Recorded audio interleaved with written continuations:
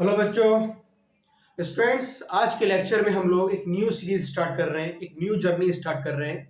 और इस जर्नी में हम लोग जो सिलेबस कवर करने वाले हैं वो नीट, आईआईटी, अपना 11th का 12th का जो बोर्ड का सिलेबस होता है वो, और अपना नीट का आईआईटी का जो इंट्रेंस लेवल का सिलेबस होता है वो हम बच्चों हम पूरा कवर करने वाले हैं। तो इस सीरीज में जो हम सिलेबस कवर करेंगे वो किस तरीके से करेंगे, पहले हम इसको समझते हैं। देखो, इस सीरीज में जो हम बच्चों सिलेबस कवर करने वाले हैं, इस कौन सीरीज में नीट की और आईआईटी की, इसमें 11th का भी रहेगा और 12th का भी रहेगा। ये आपका बोर्ड पार्ट भी रहेगा, मींस बोर्ड में आपके डेरिवेशन वगैरह भी आते हैं, तो मतलब हम उसको भी लेके चलेंगे। और नीट और आईआईटी का भी पूरा का पूरा जो सिलेबस है, जो इसमें ट्रिक्स हैं, जो इसमें न्यूमेरिकल्स है, सारी कहानी हम लेके चलने वाले हैं। तो ओवरव्यू क्या है, जो इसको हम किस तरीके से पढ़ेंगे।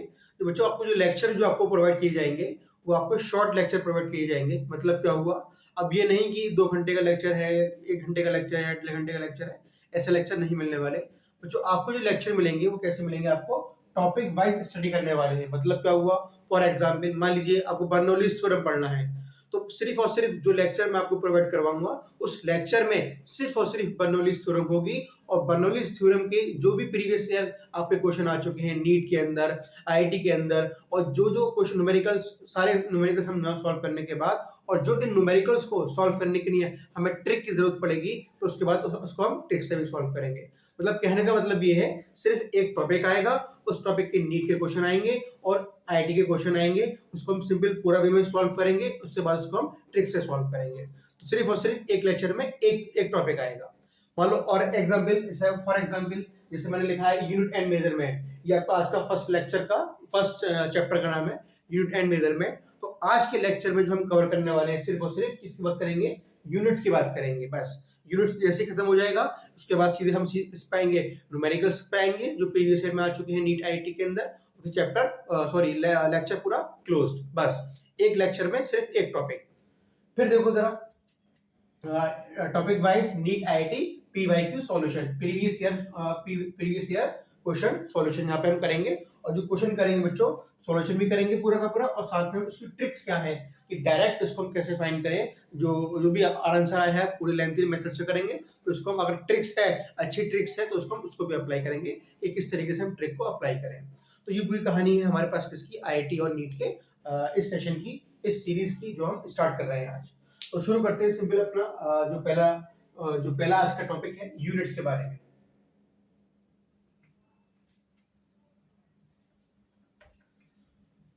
तो बस ये आप लोगों से बस इतना कहना है, जो टॉपिक आप लोग पढ़े पहले दिन, उस टॉपिक को, जो भी टॉपिक पढ़े, फॉर एग्जांपल आप यूनिट पढ़ने वाले हैं आज, इसको पढ़ने के बाद बढ़िया से नोट्स बनाओ, और नोट्स पढ़ाने के बाद 15 से आधा घंटे के बीच उस नोट को पढ़ो अच्छे से। और फिर जो न्यूमेरिकल्स मैंने सॉल्व कराए उनको 2-3 बार न्यूमेरिकल्स को खुद करना है, बिना ये नहीं कॉपी से नोट्स बना बना के उसको देख के लिख रहे हो। क्वेश्चन पढ़ो, गिवन क्वांटिटीज को निकालो, गिवन क्वांटिटीज निकालने के बाद स्टेप बाय स्टेप उसको सॉल्व करो कि किस तरीके से हो सकता है, और माइंड में हमारे पास फॉर्मूला क्या आने वाला है। अब देखो जल्दी से आओ। देखो, यूनिट को डिफाइन करने के लिए, यूनिट को बच्चों बताने के लिए सबसे पहले हमें एक बात समझनी पड़ेगी, क्या कि फिजिकल क्वांटिटी क्या होती है। अगर हम फिजिकल क्वांटिटीज को समझ जाएं तो बच्चों हम जो यूनिट है अब उसको समझ सकते हैं कि यूनिट का मतलब, एक्चुअल मतलब क्या होता है। तो फिजिकल क्वांटिटीज क्या होती हैं, फिजिकल क्वांटिटीज वो क्वांटिटीज होती हैं जिनको फिजिक्स में हम इजी वे में नापतोली जिनकी हम कर सकते हैं। फॉर एग्जाम्पल, किसी ने आपसे कहा कि मार्केट से आपको सामान लेकर आना है, फॉर एग्जाम्पल आपको एप्पल से लेकर आने हैं, तो मार्केट जाएंगे आप वहां से एप्पल से लेकर आए 5 kg 10 kg एप्पल से लेकर आए। ठीक है, मैं क्या बोल रहा हूँ, 5 kg सिंपली 10 kg। तो बच्चों ये क्या है, ये एप्पल जो है एक फिजिकल क्वांटिटी है, इसकी हम नापतोली कर सकते हैं। मैंने आपसे कहा कि मेरी मम्मी मुझे प्यार करती है, तो हम मम्मी की प्यार को, लव को, किसी गुस्से को, हेट को, एंग्रीनेस को हम उनकी नापतोली नहीं कर सकते। हम ये नहीं बोल सकते कि मुझे गुस्सा आ रहा है कि 5 किलो गुस्सा आ रहा है, मुझे लव है 5 किलो लव है, ऐसी हम बातें नहीं कर सकते। तो इसका मतलब क्या हुआ, एंग्रीनेस, सैडनेस, लव, हेट, इन चीजों को फिजिक्स में हम नाप नहीं सकते। तो इसलिए इन चीजों को फिजिक्स में हम पढ़ते ही नहीं है। हम सिर्फ किन चीजों को पढ़ेंगे जिनकी हम नापतोली कर सकते हैं, और उन्हीं को हम क्या बोलते हैं बच्चों, सिंपली फिजिकल क्वांटिटी। क्लियर बात। अब किसी भी फिजिकल क्वांटिटी को बताने के लिए, सुनना अच्छे से, किसी भी फिजिकल क्वांटिटी को बताने के लिए हमें बच्चों दो चीजें चाहिए। मार्केट गया, वहां से 5 kg एप्पल लेकर आया, तो एक चीज है 5 और एक चीज है बच्चों क्या, केजी। अगर मैं बोलूं 5 लेकर आया, अब 5 क्या लेकर आया, तो जब तक केजी नहीं लगाओगे पूरा सेंस हमें फिजिकल क्वांटिटी का मालूम नहीं पड़ पा रहा। कहने का मतलब क्या हुआ, आपको ये भी बताना पड़ेगा, आपको ये भी बताना पड़ेगा। मैं सिंपल बोलूं कि मैं केजी ले आया, तो कितना केजी ले आया, अगर आप ये नहीं बताओगे तो इसका भी सेंस अभी भी निकल रहा। अगर इसको नहीं बताओगे इसका सेंस अकेला नहीं आ रहा, इसको नहीं बताओगे तो इसका सेंस अकेला नहीं आ रहा। कहने का मतलब क्या हुआ, फिजिकल क्वांटिटी को डिफाइन करने के लिए हमें क्या चाहिए, एक न्यूमेरिकल वैल्यू चाहिए, एक न्यूमेरिकल वैल्यू चाहिए, और साथ में एक चीज और क्या चाहिए, हमें क्या चाहिए उसकी, कि वो चीज है क्या चीज, मतलब हमें क्या चाहिए बच्चों, उसकी यूनिट चाहिए। आई होप आपको समझ में आया होगा कि फिजिकल क्वांटिटी को बताने के लिए एक न्यूमेरिकल वैल्यू होती है, और साथ में हम वो चीज क्या है,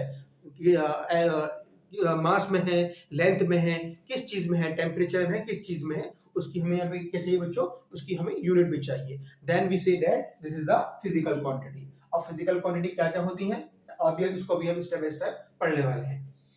आगे आओ, देखो डिफरेंट, बच्चों ये हो गया, यूनिट समझ में आ गया। अब देखो डिफरेंट सिस्टम ऑफ यूनिट।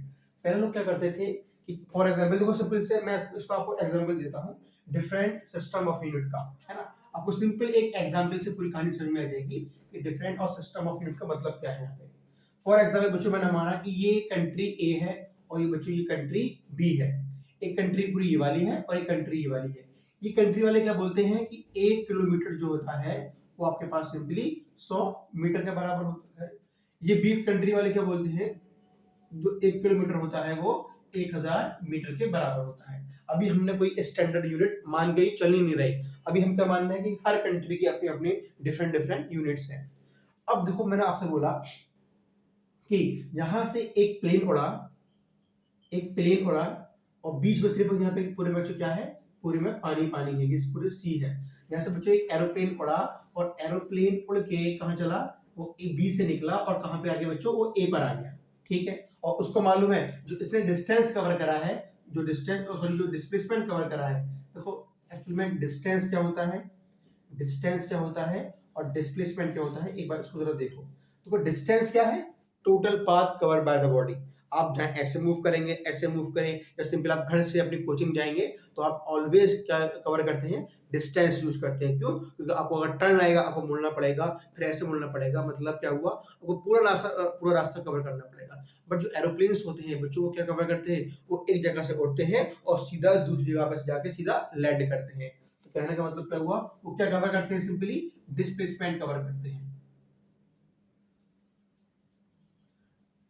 अच्छा अब देखो वो कितना डिस्प्लेसमेंट कवर करेगा, सिंपली यहाँ से उड़ के इधर आएगा, वो कितना कवर करने वाला है, सिंपली मैंने बोल दिया कि वो 100 किलोमीटर आ गया, या 1000 किलोमीटर चल के यहाँ से यहाँ पर आ गया। क्लियर कहानी। अब जब बताओ, जब ये लौट के दोबारा ए पे आने के बाद लौट के दोबारा अगर बी पे जाएगा, तो बी वाले क्या बोलेंगे कि अब जो 1 किलोमीटर है वो किसके बराबर है, 100 मीटर के बराबर है, तो क्या यहाँ पहुंच पाएगा। जब अब जो भी चला था, जब 1 किलोमीटर कितना था बच्चों, 1000 मीटर के बराबर लैंडिंग इसने कर दी। जब ये 1 किलोमीटर को 100 मीटर मानेगा, क्या यहाँ पहुंच पाएगा। अब वैल्यू कम हो गई, मतलब क्या हुआ, ये भी यहाँ से पड़ेगा और बीच कहीं में ही यहाँ पे खाई के अंदर, सी के अंदर ही लैंडिंग कर जाएगा। तो कहने का मतलब क्या हुआ कि अगर लोग डिफरेंट डिफरेंट यूनिट मान के चलेंगे कि मेरी यूनिट ये है, मेरी यूनिट ये है, तो इससे बड़ी प्रॉब्लम होने लगी। फिर हम लोगों ने एक सिस्टम बनाया, जिसको हम सिंपल क्या बोलते हैं, अपना सिंपली एसआई सिस्टम। ठीक है, इस सिस्टम की बेस पे जो लोगों ने फिक्स कर दिया कि 1 किलोमीटर के अंदर 1000 मीटर ही होंगे, 1 केजी के अंदर 1000 ग्राम ही होंगे, कि 1 मीटर के अंदर 100 सेंटीमीटर ही होंगे। तो ये बात जब फिक्स हो गई, इसको हम सिंपली क्या बोलते हैं, अपना एसआई सिस्टम। तो पहले जमाने में लोग बच्चों क्या यूज करते थे, अपना सीजीएस सिस्टम यूज करते थे, है ना, और फूड पाउंड सिस्टम यूज करते थे। डिफरेंट डिफरेंट सिस्टम थे। सीजीएस मतलब होता है सेंटीमीटर ग्राम सिस्टम। तो पहले लोग, अब तो हम केजी बनाते हैं, पहले ग्राम बनाते थे, उससे पहले पाउंड में, एलबी के अंदर बहुत डिफरेंट डिफरेंट हमारे पास यूनिट्स थी। तो इतना हमें यूनिट्स क्या क्या थी, बस आप ये समझ लो डिफरेंट डिफरेंट यूनिट्स का मतलब क्या बताने का चाह रहा हूँ, ना। फिर हम लोगों ने सब यूनिट को इकट्ठा करा और एक सिस्टम बनाया, एक जनरल कॉन्फ्रेंस बनाई और हमने वहां से क्या प्रूफ करने लगे कि हर एक यूनिट की वैल्यू यहाँ पे फिक्स होगी। एक मिनट में 60 सेकंड्स होंगे, 1 घंटे में 60 ही मिनट होंगे, 1 घंटे में 3600 सेकंड्स ही होंगे। तो हम लोगों ने पूरी फिक्स कर लिया इसके अंदर, एसआई सिस्टम के अंदर। ठीक है बच्चों, नेक्स्ट पे आते हैं, बड़ा ही इंपॉर्टेंट है कि फंडामेंटल यूनिट्स क्या होती है। अब बच्चों देखो, फंडामेंटल यूनिट का मतलब क्या होता है, देखो जल्दी से जरा देखो। अब देखो यूनिट तो बहुत सारी है हमारे पास, है ना।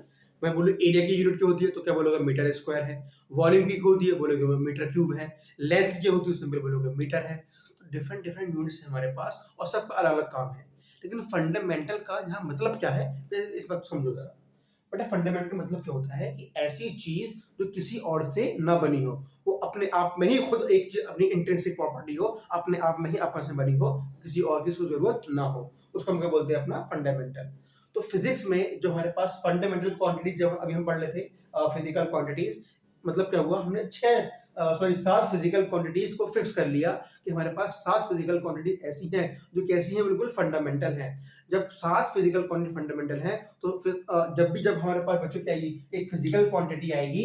जब हमारे पास एक फिजिकल क्वांटिटी आएगी, साथ में एक न्यूमेरिकल वैल्यू आएगी और जहाँ पे क्या आएगी, इसकी एक यूनिट भी आएगी। तो कहने का मतलब क्या हुआ, जब 7 फंडामेंटल फिजिकल क्वांटिटी है तो 7 ही क्या होने वाली मेरे पास, 7 ही फंडामेंटल यूनिट बनने वाली है।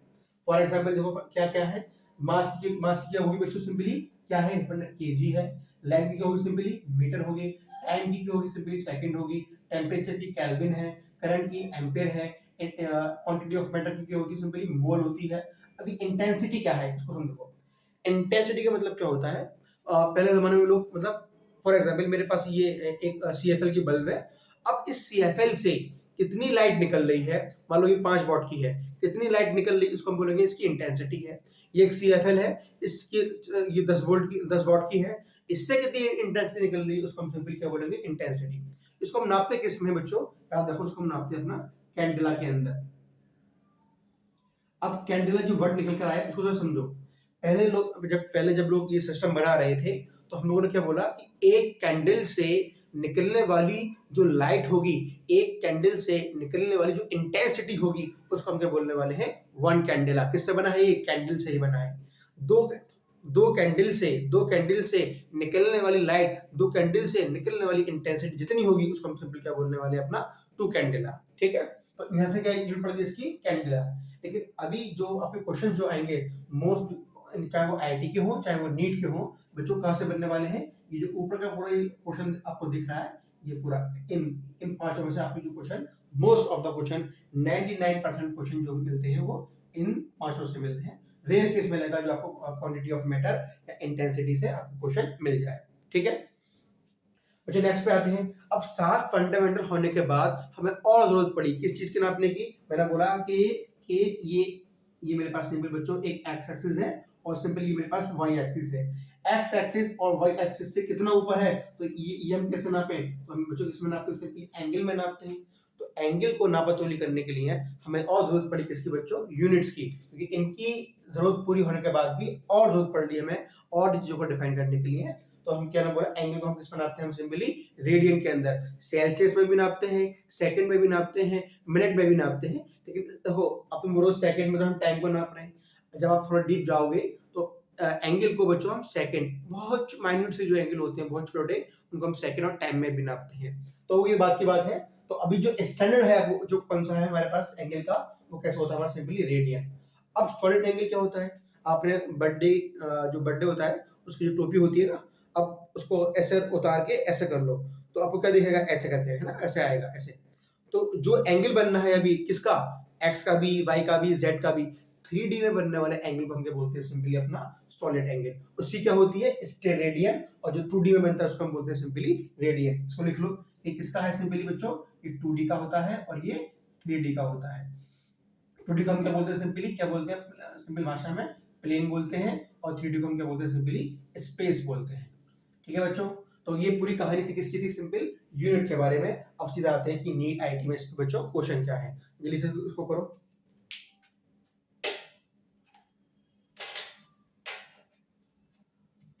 अब देखो, अब यहाँ मैं पहले जो क्वेश्चन आपको डिक्टेट करूंगा कि क्वेश्चन क्या है, यहाँ पे लिख नहीं रहा, मैं आपको पहले डिक्टेट कर दूंगा और इसके ऑप्शन यहाँ पे लिख दूंगा।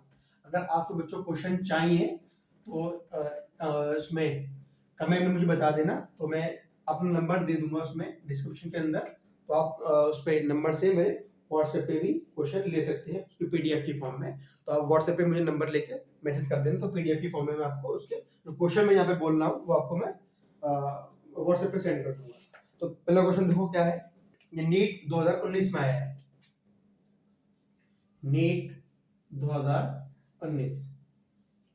क्वेश्चन देखो क्या बोल रहा है, the unit of thermal conductivity is, ये आपका क्वेश्चन है, the unit of thermal conductivity is.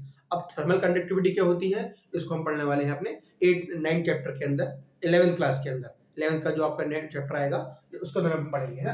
अभी सिर्फ क्या बताना है कि इसकी यूनिट क्या होनी है, बस याद रखो कि थर्मल कंडक्टिविटी की जो यूनिट होती है, बस इसको लिख लो, इसका फॉर्मूला क्या है, K is equals to Qx upon A change in temperature multiply time के बराबर। अच्छा Q क्या है, यहाँ पे Q क्या है लिख लो यहाँ इसको भी, ये होता है हीट, X क्या है यहाँ पे, आपका सिंबल क्या है, डिस्प्लेसमेंट। देखो ये क्वेश्चन मैं यूनिट में इसलिए डाल रहा हूँ कि वो उसकी यूनिट ही पूछ रहा है।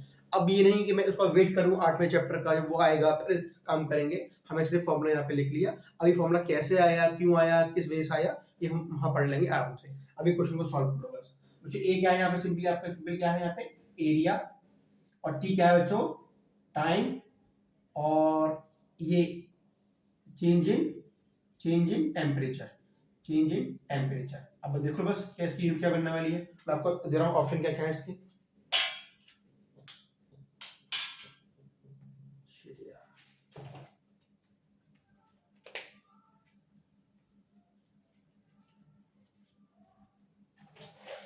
इसका ऑप्शन देखो जल्दी से, पहला ऑप्शन है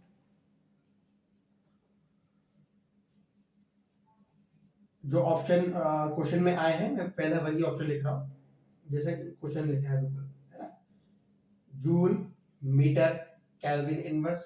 सी है आपका joule metre inverse kelvin inverse, D है बच्चों आपका वॉट मीटर केल्विन इनवर्स। ठीक है, चलो अब इसको बस क्या करो, कुछ नहीं करना। देखो अगर आपको फॉर्मूला पता है तो नीट का क्वेश्चन 2 मिनट में सॉल्व हो गया।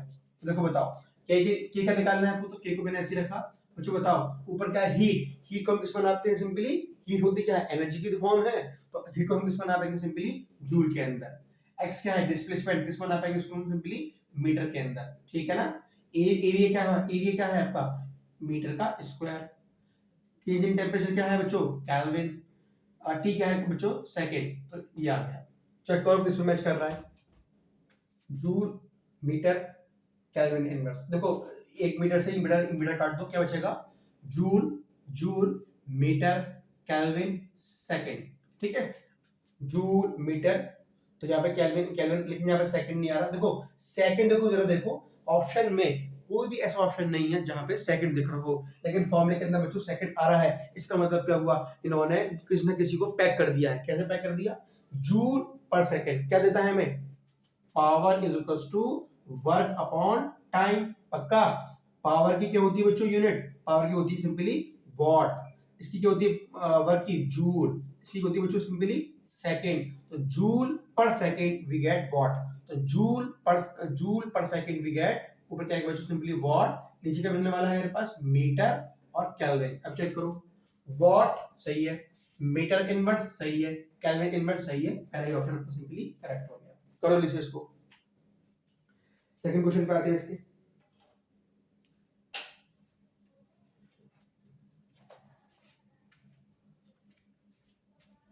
क्वेश्चन देखो बच्चों, the damping force on an oscillator is directly proportional to the velocity. ठीक, the unit of the constant of proportionality are. ठीक है, दोबारा बोल रहा हूं, the damping force on an oscillator is directly proportional to the velocity.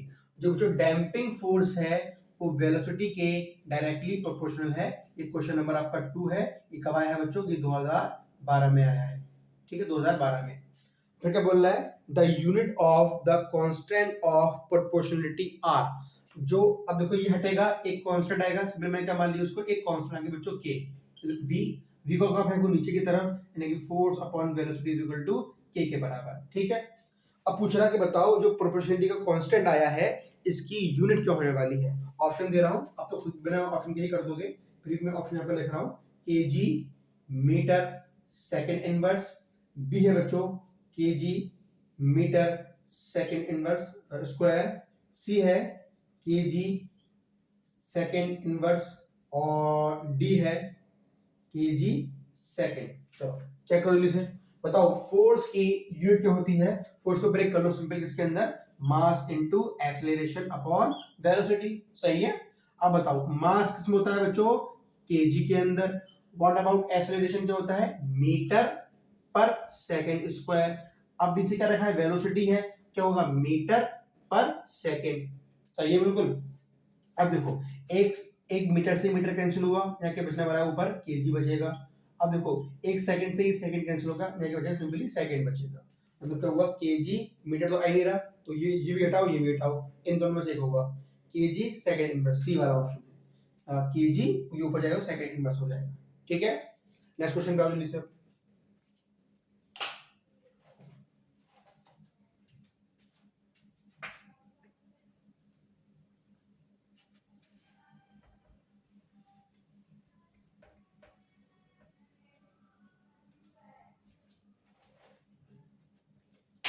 Next देखो बच्चों, ये आया आपको 2004 में, क्वेश्चन है the unit of permittivity of free space is. Question number 3 है, कब आया है, 2004 में। दोबारा सुनो, the unit of permittivity of free space is. अब देखो परमिटिविटी क्या होता है, तो आप अभी बच्चों एक फॉर्मूला पढ़ोगे 12th क्लास के फर्स्ट चैप्टर के अंदर, इलेक्ट्रोस्टैटिक्स के अंदर, कूलम्स लॉ के अंदर। क्या पढ़ोगे, force is equals to 1 upon 4 pi epsilon naught q1 q2 upon r square.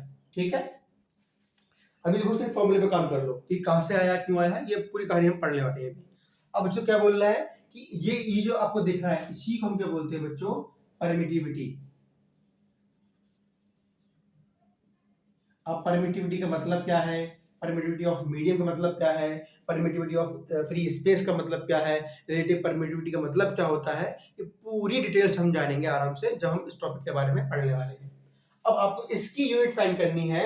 अब देखो मैं इसको उठा के इधर फेंकूं पहले, मतलब इस जिसको निकालना है इसको मैंने यहाँ पे लिखा, तो मैंने क्या बचा वाला है 1 अपॉन 4 पाई, एफ को उधर फेंक दूं, ये एफ यहाँ पे आया, ऊपर क्या बचा, q1 q2 upon r square. अब बताओ 1 अपॉन 4 पाई तो एक कांस्टेंट नंबर है, कोई यूनिट होगी, नहीं होगी, हटाओ इसको। मतलब क्या हुआ, क्या q1 q2 upon f r square. अब वीडियो को यहाँ पॉज कर लो, पॉज कर खुद ब खुद इसका आंसर निकालो क्या मिलने वाला है। मैं यहाँ पर देखो ऑप्शन लिख रहा हूँ, ऑप्शन पहला ऑप्शन है आपका इसका, coulomb per newton, coulomb per newton metre. ठीक है, बी ऑप्शन है आपका newton metre square per coulomb square. C option है coulomb square per newton metre square. D option है coulomb square per newton square metre square. ठीक है, ये option दे रखे हैं, 2 मिनट में आंसर आ जाएगा। देखो जरा इसको बताओ जल्दी से, मुझे ऊपर क्या है, ऊपर क्या है, इसका चार्ज है। चार्ज की यूनिट क्या होती है, सिंपली कूलम होती है। चार्ज की यूनिट क्या होती है, कूलम होती है, तो ये कूलम आया। अब दूसरा दूसरा भी क्या है, चार्ज है, उसकी भी कूलम होगी, तो ऊपर क्या लगा दिया, सिंपली मैंने स्क्वायर लगा दिया। नीचे क्या है बच्चों, फोर्स है, फोर्स की क्या यूनिट होती है मेरे पास, सिंपली न्यूटन, तो सिंपली इसका क्या लगा दिया मैंने, न्यूटन लगा दिया। आर क्या दे रखा है को, क्या होता है आर, आर इज डिस्प्लेसमेंट, यानी कि इस पे क्या, सॉरी इस पे स्क्वायर नहीं आएगा, सिर्फ एक ही है, यहाँ सिंपली मीटर का square, simply coulomb per newton metre square.